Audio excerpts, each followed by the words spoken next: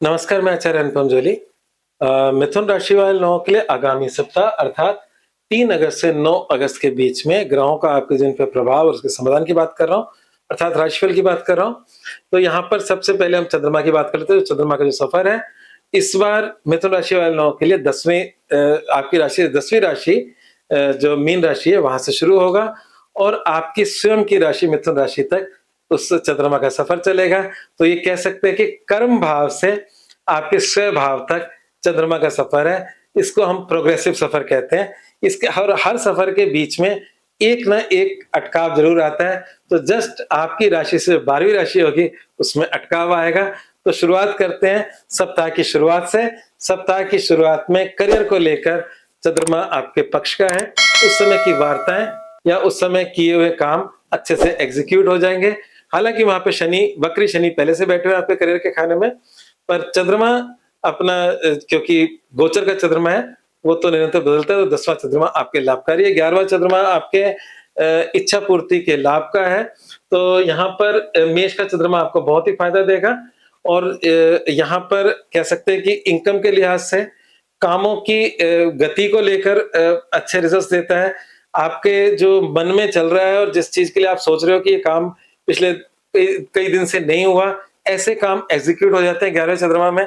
तो कुल मिलाकर बात है कि सप्ताह की शुरुआत बहुत ही अच्छी, बहुत ही बढ़िया हो रही है। परंतु मैंने कहा सप्ताह के अंत पे पहुँचे उससे पहले का एक अटकाव बोला था 12वां चंद्रमा।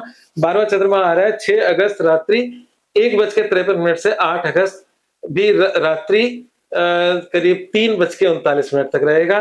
तो हम ये कह सकते हैं कि आपको जो प्रभावी दिन मिल रहे हैं, वो 7 और 8 मिल रहे हैं। तो 7 और 8 अगस्त सप्ताहांत से पहले के जो 2 दिन हैं, वो 2 दिन आपके थोड़े बहुत खर्चे, यात्राएँ वाले हैं, क्योंकि वहाँ पर उच्च का चंद्रमा होता है। आपकी 12वीं राशि वृषभ राशि है। उच्च का चंद्रमा ज़रूरत से ज़्यादा खर्चे करवा देता है। तो आप देख लें कि आने वाले समय में कौन से खर्चे आ रहे हैं, नहीं तो अपना बजट बनाकर चलें और ये कई बार अचानक से भी प्रकट होते हैं, तो उससे कभी बचा नहीं जा सकता। तो ये कह सकते हैं कि अनावश्यक खर्चे, अनावश्यक यात्राएँ हो सकती हैं और कभी-कभी इंसान हॉस्पिटल के भी चक्कर काट लेता है इस 12वें चंद्रमा में। और सप्ताहांत मतलब मिथुन राशि का चंद्रमा होगा, जो आपको सारी चिंताओं से मुक्त कर देगा। अपनी राशि में चंद्रमा आता है तो चिंताओं से मुक्त करता है, शुभ सूचनाएँ लेकर आता है और आपके कार्य को वापस से गति मिलती है क्योंकि आपका आत्मविश्वास बढ़ जाता है। तो ये था चंद्रमा का राशिफल। बाकी ग्रहों की अगर बात करें तो एक परिवर्तन आ रहा है, जो आपकी राशि स्वामी जो बुध हैं, वो आपकी राशि में पिछले कुछ समय से बैठे थे, जो आपको एक शक्ति दे रहे थे, डिसीजन मेकिंग शक्ति दे रहे थे, जो आपको स्वास्थ्य दे रहे थे, वो बुध 5 अगस्त को शाम 7:55 पे बदलकर कर्क राशि में आ जाएँगे, मिथुन राशि से कर्क राशि में आ जाएँगे। वहाँ पर रह जाएँगे आपकी राशि में सिर्फ मंगल।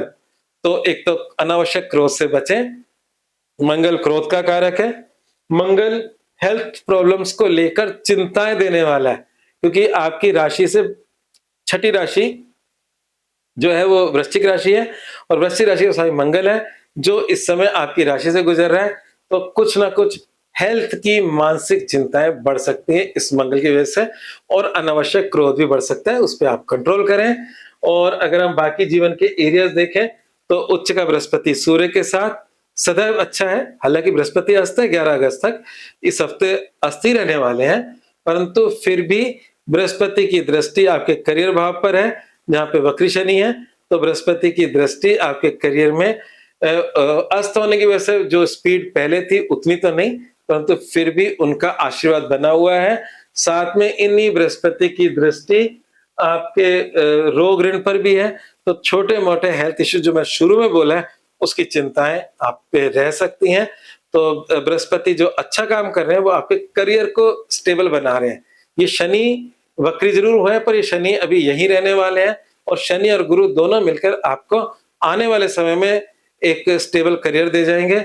और क्योंकि जब बीच-बीच में ग्रह वक्री होते हैं, तो वो एक तरह से आपके परीक्षा का समय होता है। शनि आपके भाग्य का भी स्वामी है, मिथुन राशि वाले लोगों के लिए, और करियर में बैठे हैं। तो अभी जो कुछ भी चल रहा है, उसको अपने पेशेंसली ऑब्जर्व करें, नुकसान कुछ नहीं होगा क्योंकि बृहस्पति की बैकिंग है और बृहस्पति भी 11 तारीख के बाद वैसे भी अस्तंगत से दूर हो जाएँगे।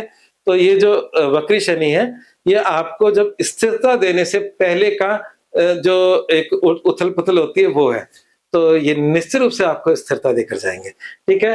अब बात करते हैं आपके वैवाहिक जीवन और कुछ प्रेम प्रसंगों की बात कर लें, तो आपकी शिक्षा और प्रेम प्रसंगों का स्वामी प्रेम प्रसंगों की राशि से 12वें में नीच का है और शनि से ग्रस्त है। तो अभी डिस्टर्बेंस है, प्रेम संबंधों में डिस्टर्बेंस चल रही है, शिक्षा में डिस्टर्बेंस चल रही है। इसके लिए आपको उपाय करना ज़रूरी है और शनि मंदिर में तेल भी चढ़ाएँ और शुक्र का भी उपाय करें। और जहाँ तक बात करें वैवाहिक जीवन को लेके, तो वैवाहिक जीवन के लिहाज से समय इस समय अच्छा है, किसी प्रकार की चिंताजनक नहीं है। तो अनावश्यक प्रेम संबंधों से भी बचें और अगर कोई चल रहा है तो उसमें एक बड़ी समस्याएँ इस समय चल रही हैं। उपायों पर आ जाते हैं। मसूर की दाल का दान करें, ये उपाय क्यों बताया? क्योंकि मंगल आपकी राशि से गुज़र रहा है। वो जो मैंने कहा स्वास्थ्य की चिंताएँ और क्रोध, उसके उपाय के लिए साबुत धुली हुई मूँग की दाल का दान करना आपके लिए बहुत लाभकारी रहेगा और लक्ष्मी जी की उपासना करें, जिससे आपका शुक्र सही रहे और शुक्र सही रहेगा तो आपके जीवन में हर प्रकार की स्थिरता आएगी, क्योंकि आपकी राशि से का शुक्र एक विशेष प्लैनेट है, जो आपके जीवन में बहुत कुछ देता है। हमारे त्रिकोण के प्लैनेट बहुत काम के होते हैं और ये जो आपका पंचमेश है वो शुक्र है, तो इसलिए लक्ष्मी जी की पूजा आपके लिए लाभकारी होगी। अंतिम मूल वाक्य यही है कि क्रोध पर नियंत्रण रखें, अन्यथा आप अपना और आस-पास के वातावरण को नष्ट करेंगे। धन्यवाद।